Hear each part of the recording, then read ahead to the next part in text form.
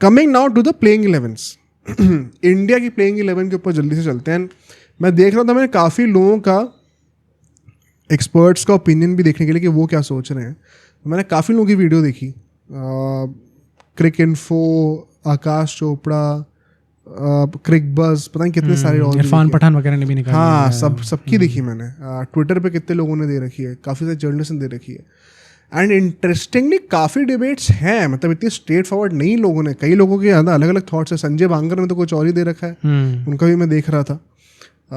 तो I think there is a lot of debate regarding 2-3 spots. बाकी mostly सबका same ही रहा है, बट वो डिबेट क्यों हो रही है एग्जैक्टली उसको भी एड्रेस करेंगे. मुझे लगा था कि इतना लंबा सेगमेंट करना नहीं पड़ेगा हम लोग को प्लेइंग 11 का. फॉर मी अगर मैं बात करूं तो I think Jaiswal and KL Rahul opening कर रहे हैं. आई थिंक साई सुदर्शन को ही खिलाया जाएगा नंबर 3 पर. Shubman Gill, Rishabh Pant and then Karun Nair at number 6. Number 7 पे जडेजा आएंगे मेरे लिए, और नंबर 8 पे शार्दुल ठाकुर होंगे. बुमराह सिराज 2 पेसर्स है. थर्ड पेसर मैं अभी अर्शदीप रख रहा हूँ. ओके, तुम क्या रखोगे? मेरी बाकी ही तो सेम ही टीम है. मैंने प्रसिद्ध कृष्णा रखे हैं. हाँ. एंड मैंने इससे रखा है क्योंकि भाई मैंने जितने भी जर्नलिस्ट का देखा है, उन सबको जितनी भी इन्फॉर्मेशन अंदर मिली है टीम इंडिया से, उनके अकॉर्डिंग यही है कि प्रसिद्ध कृष्णा से स्टार्ट करेंगे. मैंने भी काफ़ी लोगों का देखा है कि प्रसिद्ध कृष्णा खेल रहे हैं. अभी मैंने प्लेइंग 11 तो बता दी, इसमें क्या क्या डिबेट्स हो रही है ज़रा वो डिस्कस कर लेते हैं, ताकि जो लोग डिसएग्री करते हैं उनका भी पर्सपेक्टिव आ जाए. सबसे पहला है Sai Sudharsan versus Abhimanyu Easwaran at number 3. तो इसके में क्या लग रहा है? ऐसा मैंने कई लोगों से ये सुना है कि अपेरेंटली बहुत लाइकलीहुड लग रहा था कि साई सुदर्शन ही स्टार्ट करेंगे, but of late it is not that obvious. नहीं, not that obvious because of home. कौन से प्लेयर्स ऐसे हैं जिनको फिर कंसिडरेशन मिले? अभिमन्यु ईश्वरन का अगर इनको अब जाके ऐसा लग रहा है एकदम से कि नहीं अभी श्योर नहीं है हम लोग, या तो ऐसा है कि साई सुदर्शन की परफॉर्मेंस कुछ खास निकल के नहीं आई अभी जितने इंटर स्क्वाड मैचेस हुए, या फिर जो इंग्लैंड लायंस के अगेंस्ट हुआ था, इसलिए ये लोग कर रहे हैं. पर पॉइंट वही है कि अभिमन्यु ईश्वरन की खुद की परफॉर्मेंस भी कुछ खास निकल की नहीं है उनके against, but he has a historical record कि उनको पहले से टीम में सेलेक्ट कर रखा है. तो अगर एकदम एंड मोमेंट पे आके, या फिर चलो 2-3 दिन पहले से भी अगर इनका ये प्लान बना है कि हमें अभिमन्यु ईश्वरन को अब एकदम से खिलाना है, खिला लो. I don't have a problem with it. बस मुझे ऐसा लग रहा है कि मैं शायद साई सुदर्शन को स्टार्ट कराना चाहूँगा. आई थिंक अगर अभिमन्यु ईश्वरन खेलते तो वो डिजर्विंग तो है फॉर श्योर. मतलब कोई उंगली नहीं उठा सकता कि आपने साई सुदर्शन को क्यों खिला दिया, क्यों नहीं खिलाया अभिमन्यु ईश्वरन की जगह. आई थिंक अभिमन्यु ईश्वरन अगर सेलेक्ट होते हैं, very happy for the guy, he deserves it. और मतलब होता ना कि मैं एक क्रिक इन्फो पे एक जर्नलिस्ट उनका कोट सुन रहा था कि he has earned his chance to fail. हाँ, कि अगर वो फेल भी करते हैं ना तो ही डिजर्व्स इट. वो फिर भी वो चांस पूरा 100% होल हार्टेडली डिजर्व करते हैं. तो आप उनको जज नहीं करना चाहिए भी इतना. And plus he has been rising up the ranks for so long, इतने टाइम से सिस्टम में रहे हैं, कंसिस्टेंटली परफॉर्म कर रहे हैं. Has been better than Sai Sudharsan by the way in test format. हाँ, फर्स्ट क्लास में. सो तो ideally I think Abhimanyu Easwaran का बनता है केस. नहीं, अगर ये चाह रहे हैं ऐसा कि अभिमन्यु ईश्वरन स्टार्ट करे तो मैं वही कहूँगा, आई don't have a problem with it. But Sai Sudarshan लग रहा है. हाँ, मुझे ऐसा भी लगता है कि साई सुदर्शन ही लेंगे. नेक्स्ट एक डिबेट आ रही है करुण नायर वर्सेस नीतीश कुमार रेड्डी की नंबर 6 पर. कुछ लोग कह रहे हैं कि एनकेआर, जडेजा और शार्दुल तीनों को खिलाया जाए, एंड नीतीश कुमार रेड्डी एक प्रॉपर बैटर की तरह खेल सकते हैं क्योंकि उन्होंने वहाँ पे सेंचुरी मारी थी बीजेटी में.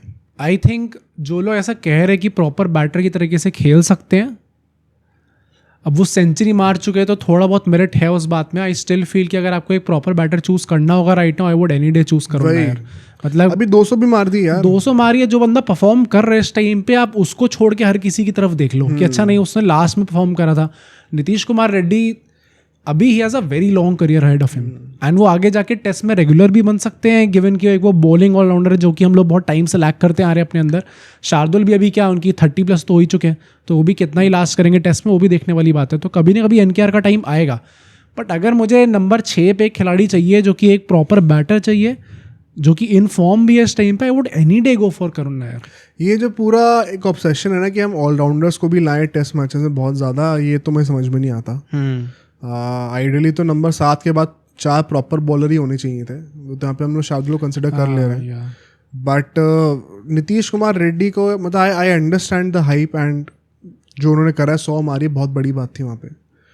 बट अभी I think test matches is a format for the specialists. यहाँ पे आप एक प्रॉपर बैटर आपको मिल रहा है नंबर 6 पे जो कि 200 मार के आया है अभी एंड पूरे सीजन परफॉर्म करा है. Bye the way Nitish Kumar Reddy has had a mediocre season. तो क्यों नहीं आप स्टार्ट करोगे. प्लस आपने उनको लेने का रीजनिंग भी यही दी है कि वो एक्सपीरियंस लेके आते हैं ड्यूस बॉल के साथ, वरना सरफराज भी सकते थे लाइनअप में. आई थिंक करुण नायर अगर आ रहे हैं तो आप he will definitely start. Nitish Kumar Reddy का I honestly don't see the case. मतलब I would genuinely be disappointed अगर मुझे करुण नायर स्टार्ट करते हुए नहीं दिखते पहले टेस्ट में.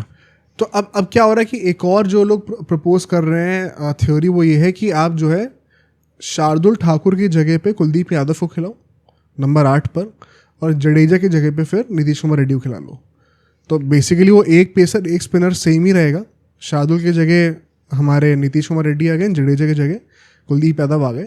इट्स जस्ट दैट बैटिंग अब नंबर 7 तक ही रहेगी एंड एनकेआर को आप प्रॉपरली बैक कर रहे हो as a number 7 batter with no depth after that. I think अगर ये चीज़ हम लोग कर लेते हैं तो ये तो अल्टीमेट वो होगा फिर. मतलब भाई इससे ज़्यादा गंदा लाइनअप में नहीं देख सकता था फर्स्ट मैच के लिए. क्योंकि अगर आप देखो तो यहाँ पे आपने जडेजा जो कि one of the few batters right now who can perform. Jadeja England के अंदर जो भी इंडियन टेस्ट खेले हैं उसमें टॉप स्कोरर हैं स्क्वाड के.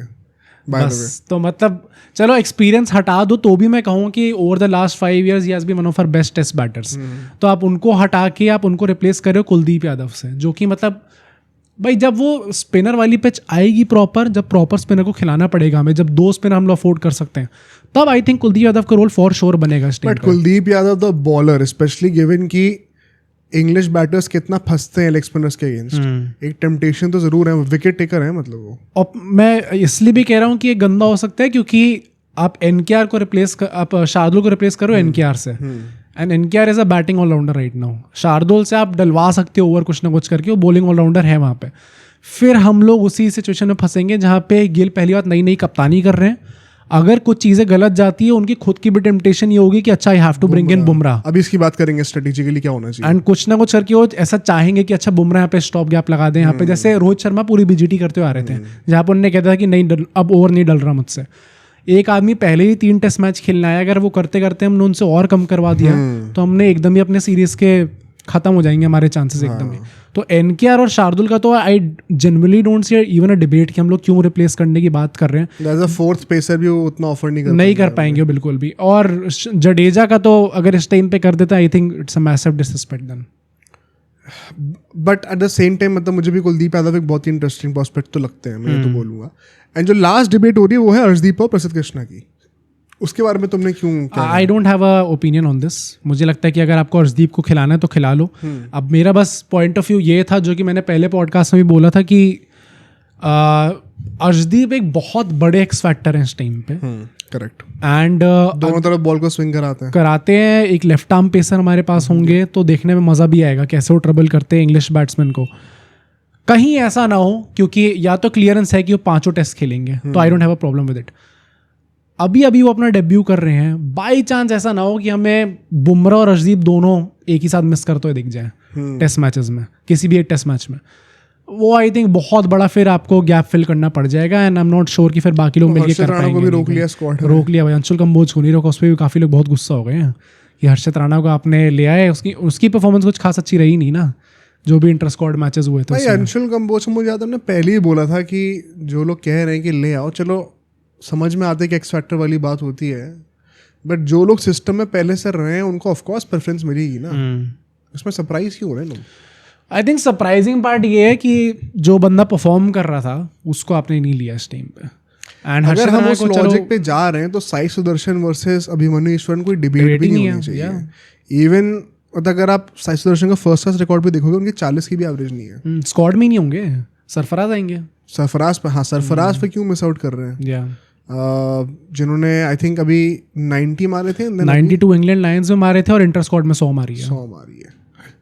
बीजीटी के इंटर स्क्वाड मैच में 50 मारी थी. तो हर बात सिर्फ परफॉर्मेंस की नहीं होती ना. परफॉर्मेंस होती तो फिर रोहित शर्मा, विराट कोहली. तो आई थिंक चलो वो बात अलग है. मुझे लगता है मैंने पर्सनली अर्शदीप को क्यों रखा है, और कई लोग कह रहे हैं प्रसिद्ध कृष्णा का जो करंट फॉर्मर्स के बेसिस पर क्यों नहीं रखोगे, and I totally get it. मुझे लगता है कोई सही गलत चीज़ नहीं है इसमें. हैविंग अर्शदीप जस्ट बिकॉज जो स्विंग एक्सप्लॉइट कर सकते हैं ड्यूक्स बॉल से, दोनों तरफ स्विंग कराते हैं. Very interesting proposition to have. तो and Prasidh Krishna, with all due respect, जब भी उनको चांस मिला overseas, has not been the most impressive guy. तो although he looks like a changed bowler now, hopefully perform करेंगे. बट मेरा पर्सनली अर्शदीप के साथ जाने का रीज़न ये था. अब स्ट्रेटेजिकली थोड़ी बातें करते हैं, ठीक है, कि कुछ पॉइंट स्ट्रैटेजी के हम इंडिया के अभी डिस्कस करेंगे, फिर हम इंग्लैंड की प्लेइंग की बात करेंगे. उससे दोबारा हमें स्ट्रैटेजी का थोड़ा आइडिया पड़ जाएगा कि ये प्लेइंग 11 है तो इंडिया की स्ट्रैटेजी और क्या होनी चाहिए. ठीक है, फर्स्टली बुमराह ने कंफर्म कर दिया कि वो पहला मैच खेलने वाला है, तो वो सर्टेनिटी हो चुका है. एंड इसमें कई लोग ये भी आर्ग्यू कर रहे थे कि पहला मैच हेडिंगली में है, लीड्स में है, तो यहाँ पर बुमराह को खिलाने की क्या ज़रूरत है, क्योंकि यहाँ तो एनीवे पेसर्स को हेल्प मिलती है. तो बुमराह की ज़रूरत वहाँ नहीं होनी चाहिए जहाँ पे थोड़ी सी पाटा विकेट्स होंगे, जहाँ पे पेसर्स को विकेट निकालना मुश्किल होगा.